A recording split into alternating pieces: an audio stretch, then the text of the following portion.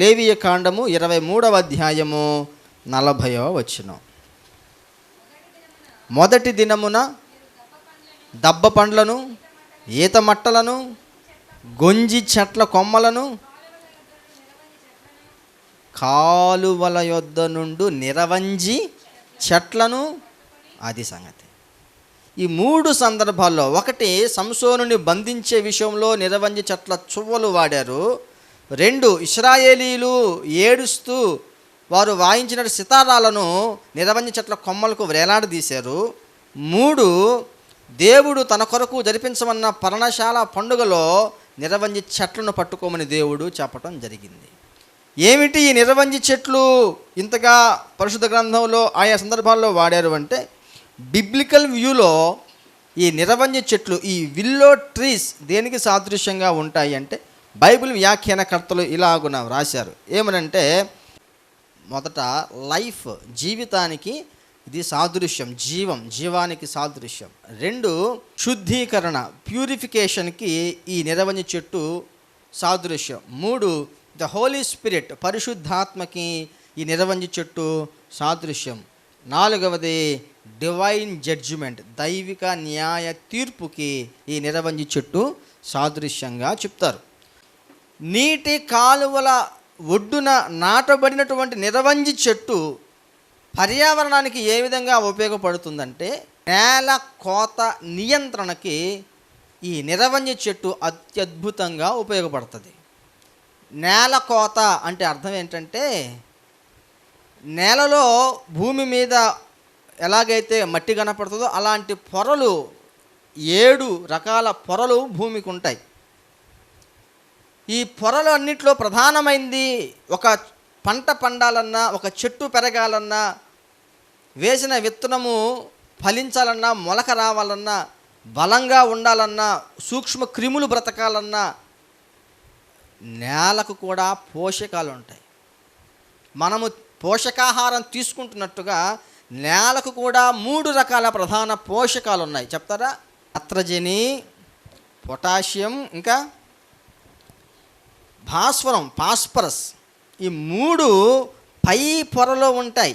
ఈ 3 మనం వేసే పంట పండడానికి కారణం. ఈ 3 ఎక్కడైనా సరే చెట్టు ఒకటి పెరుగుతుంది అంటే బలంగా, దానికి కారణం ఈ 3 పోషకాలు నేలలో ఉన్నప్పుడే అవి ఏపుగా బలంగా పెరుగుతాయి. వర్షము అధికంగా పడ్డప్పుడు, వరదలు ముంచెత్తినప్పుడు నేల కోత అనేది ఏర్పడుద్ది. అంటే ఆ నీటి ప్రవాహం నేలను కోసుకుంటూ వెళ్ళిపోతుంది.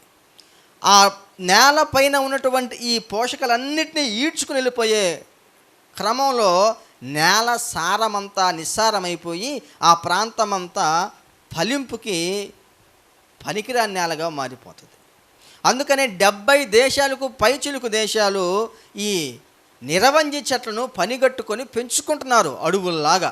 ఎందుకంటే వరదలు వచ్చినప్పుడు, నీటి ప్రవాహం ఎద్దడి ఎక్కువగా ఉన్నప్పుడు ఈ పోషకాలు, నత్రజని అయితేనేమి, భాస్వరం అయితేనేమి, పొటాషియం అయితేనేమి, అదే నైట్రోజను, ఫాస్ఫరస్, పొటాషియం 3 కొట్టుకొని నేల కోత నియంత్రణకు అత్యద్భుతంగా పర్యావరణ పరిరక్షణలో ప్రధానమైంది ఈ నేల కోత పరిరక్షణ.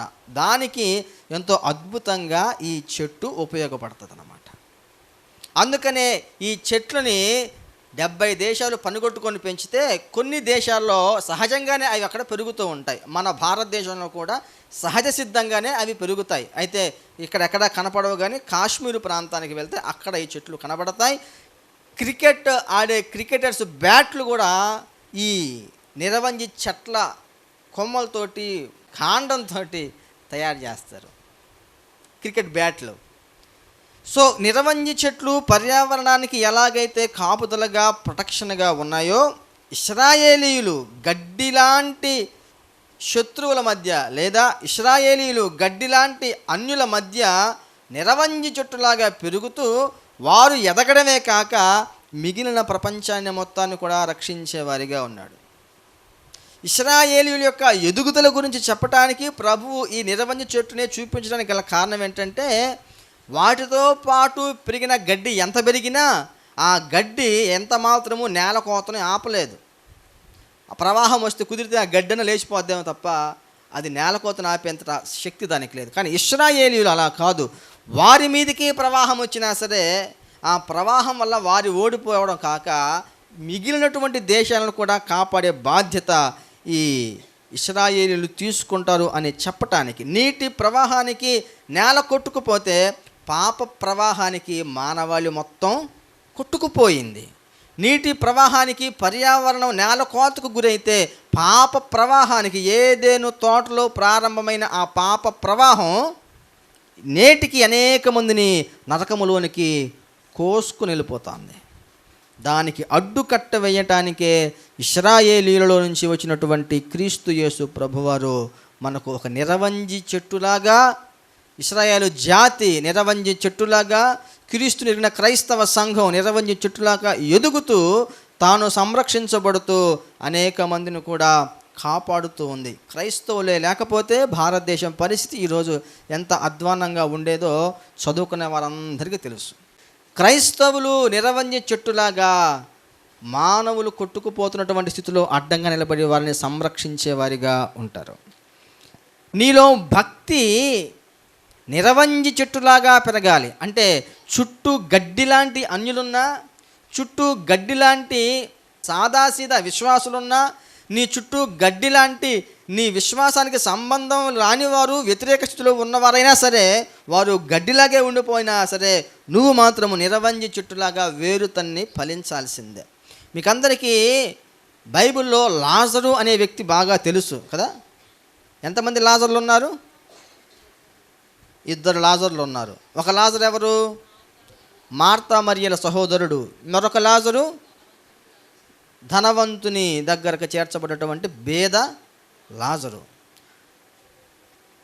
మార్తా మరియల సహోదరుడైన లాజరు బ్రతికి ఉన్నప్పుడు కంటే కూడా చనిపోయి తిరిగి లేచిన తర్వాత ఎక్కువ భక్తిగా ఉన్నాడు. యేసు ప్రభుకి ఏ స్థాయి ఉందో ఆయనకు కూడా ఆ స్థాయి వచ్చేంత భక్తిని ఆయన పెంచుకున్నాడు. యేసు ప్రభు ఎప్పుడు బేతనీకి వచ్చిన ఎవరింటికి వెళ్తాడు? మార్తా మరియల ఇంటికి వెళ్తాడు. వాళ్ళంటే యేసుకి ఇష్టం, యేసయ్య అంటే వాళ్ళకి ఇష్టం.